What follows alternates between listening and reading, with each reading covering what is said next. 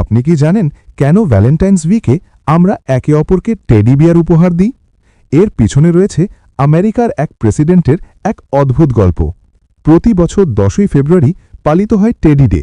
কিন্তু এই টেডি নামটা কোথা থেকে এলো? ঘটনাটি 1902 সালের।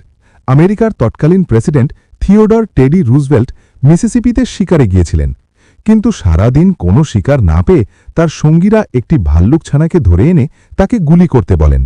প্রেসিডেন্ট রুজভেল্ট সেই অসহায় ভাল্লুক ছানাটিকে দেখে মায়া অনুভব করেন এবং তাকে মারতে অস্বীকার করেন।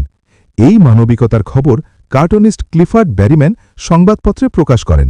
সেটি দেখে ব্রুকলিনের এক দোকানদার মরিস মিকটম একটি খেলনা ভাল্লুক তৈরি করেন এবং প্রেসিডেন্টের নামানুসারেই তার নাম দেন টেডি বিয়ার। সেই থেকে টেডি বিয়ার ভালোবাসা এবং কোমলতার প্রতীক হয়ে ওঠে। আজ ভ্যালেন্টাইন্স ডেকে প্রিয়জনকে নিজের মনের কোমল অনুভূতি বোঝাতে আমরা এই কিউট টেডি উপহার দিই। ভিডিওটি ভালো লাগলে লাইক করুন এবং আপনার পছন্দের টেডি বিয়ারের রং কমেন্টে জানান। Happy teddy day.